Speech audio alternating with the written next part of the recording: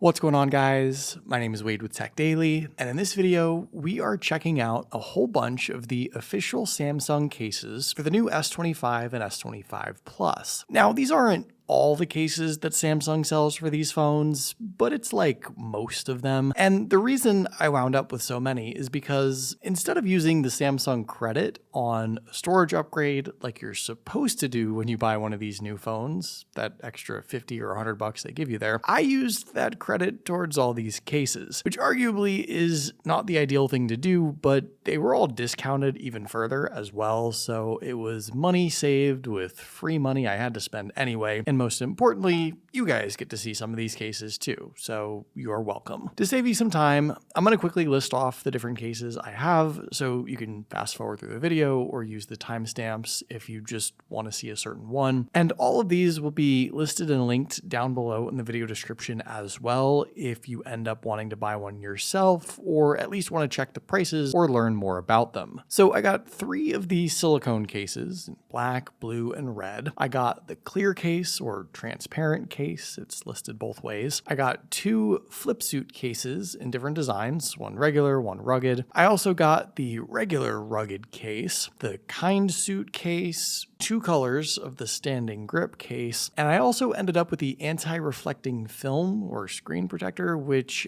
I really don't recommend, to be honest, but I'll quickly talk about that at the end. Now, I'll start with the silicone case since I think this is probably what most people would end up buying anyway as a simple default case option with all the color choices that match the phones. All these cases come packaged the exact same way, and inside the box you get just a suspiciously large packet of paperwork and nothing else really. And design-wise, interestingly enough, all the cases do share very similar little elements and quirks. Like they all have a Samsung logo somewhere, either printed across the back or along the sides, and they all have a more pronounced camera ring that's either a metal-like finish or a color-matched finish, but it's probably the thing that stands out most, and it's on literally every single Samsung case. The thing I like about these silicone cases in particular is that they do cover the phone basically 100%, from top to bottom, side to side, edge to edge. The silicone cases are actually a pretty firm composite or plastic with that soft touch rubbery or silicone feel coating the outside. So they aren't flimsy, they're stiff, and you can feel that bare plastic or composite material on the inside. The actual power and volume buttons on the phone are covered by a slightly off-color rubbery faux button deal that still feels easy to press. And at the bottom, you have nice wide cutouts for the charge port and the main loudspeaker. You do get a full raised edge all the way around the screen, which is great, but you might notice that the colored edge of the phone itself is visible between the screen edge and the case edge. This is a little odd, to be honest, and it's just enough to where if you wind up with a different color phone and case combo, it kind of looks weird. And this millimeter gap, again, is on all the Samsung cases. So something to consider if the phone and case color kind of clash. Overall, for 20 or 30 bucks, this isn't a bad case by any means, and it's probably the one I would recommend if you wanted maximum protection, a little bit of grip, and a color to match whatever color your phone is. When it comes to the clear case or transparent case, this one I like quite a bit less. It's cheaper than the silicone case price-wise, and you'd know that as soon as you pop this on your phone. This is basically just a clear plastic or composite case that's firm at least, but it's quite thin. It's very glossy and fingerprint prone, and you do sacrifice a bit of protection. The bottom edge here is wide open, and the raised edge along the screen is also quite a bit lower and slimmer, so while 3/4 of the sides and the entire back are covered, your screen is a lot more exposed. Your buttons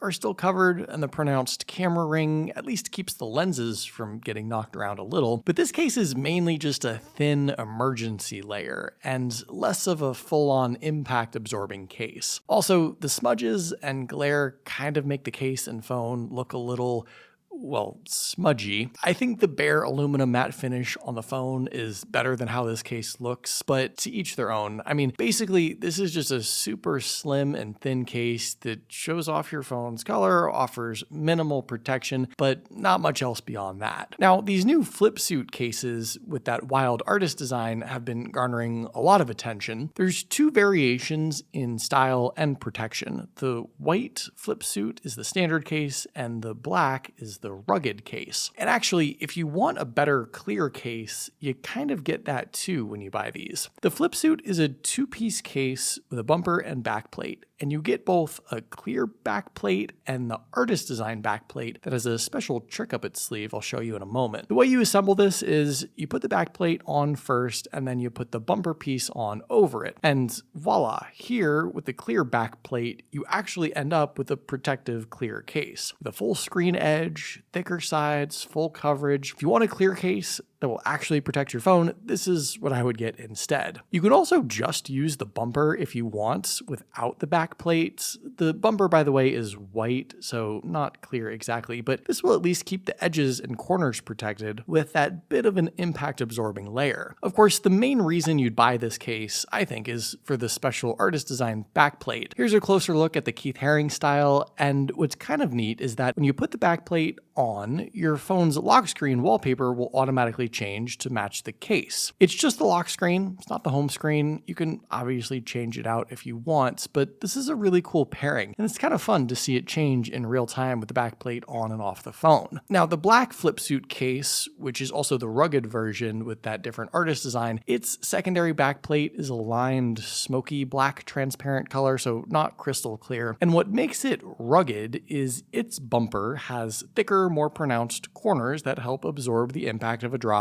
just a bit more. Here's what the artist backplate and wallpaper combo look like for this option. Probably not the most stylish on this blue S25 Plus, but you can at least get an idea of what it looks like. Really interesting case, honestly. Solid protection, nice customization, obviously, and the auto-changing wallpaper is kind of cool too. So this is the rugged case, which first off only comes in one color. Samsung calls it black, but it's more of a blue-gray, and it's a firm, plasticky composite material and a slightly thicker case with those extra little corner bumps, but otherwise isn't all that rugged or protective. In fact, it's mainly just a plastic case with a lined texture on the back that also feels plasticky. It's not a silicone or rubber or anything. The sides are sort of a cloudy clear. There's a full screen edge, of course, covered buttons, cutouts at the bottom. But if you didn't know this was specifically a rugged case, I don't think you'd really be able to tell. There's two things I actually dislike about this case in particular. One, the single color choice paired with the odd clear gaps on the back and along the sides means that if you get any other phone color besides black or maybe blue, it just doesn't look like a good combination. You can also see the red edge around the screen too, so I wouldn't recommend this case at all if you have a colored S25. And the other thing, this is like a $50 or $60 case. It's twice as expensive as the silicone case, but it doesn't really give you anything more. So the rugged case, in my opinion, is a hard pass. I just don't see this being worth the money. It doesn't look good, it's not all that rugged, and it's very expensive. The Kindsuit Case is an interesting option if you want a more premium look and feel. This is Samsung's sort of faux leather and microfiber case that does come in a couple different colors at least, and it's very similar in design to the silicone case, but obviously this one has a leather-like finish on the outside and then a super soft and fairly thick microfiber inner lining. It's arguably not the highest quality case of this type that I've felt or used. It's super light. The outside material is slippery and kind of plasticky, but it does give you a more elevated, professional, sort of grown-up look. It's the businessman's phone case. It's a little more pricey, of course, too, but most importantly, it still fully protects the phone all the way around. There's that full screen edge, no gaps, the buttons are covered. I think if this case wasn't like 50 something dollars, I would probably prefer it over the silicone case. I just wish maybe it felt more like leather and less like plastic, or was perhaps thicker on the outside, but I think this is still one of the better options of the bunch overall. Last in my lineup of cases is the standing grip case. These unfortunately also come in just black, white, or gray, so if you have a fun red or green colored S25, it's just not going to look good on those phones, but that's the least of my issues with this case. This is basically just the clear or transparent case from earlier with an extra rubber coating and flip out finger loop on the back, and for some reason this case is like $50. As a case, it offers no more protection than the clear case I talked about already. It's the exact same case. It's thin, it has that gap on the bottom edge still, which kind of exposes you to some danger, but on the back, it's obviously no longer clear. You get this thin rubbery coating that honestly at least adds a little bit of grip in your hand, but the point of this case is that slide up finger loop thing that can give you, I guess, one more layer of assurance as you hold your phone. It's really not the easiest to slide up and down though, especially when the loop is locked out. When you want to slide it back in or down and out of the way, it really takes a lot of force, and I can't actually do it with just my thumb or one finger. I suppose the other advantage is that you can use the loop as a phone stand as well. You can prop your phone up sideways on a table or desk and watch your YouTube videos. So it's a multi-purpose design element, but as a case for protecting the phone, I think there are better options. I would get this one only if you specifically like this loop add-on, but otherwise,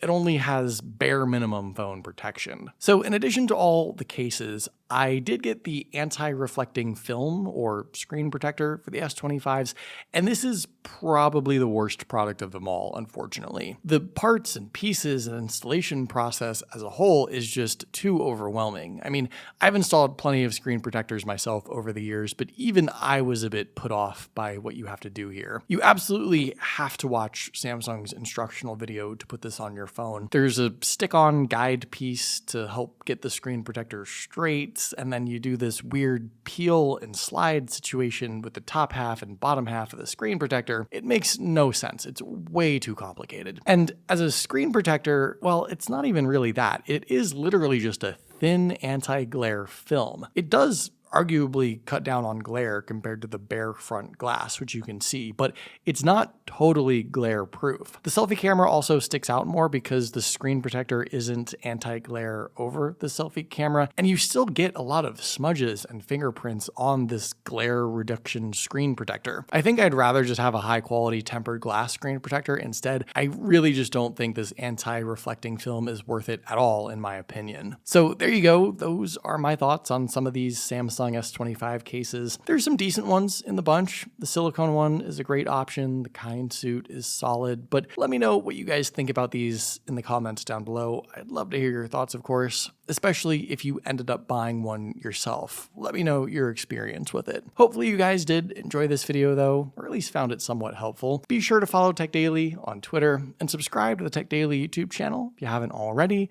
and I'll see you guys later.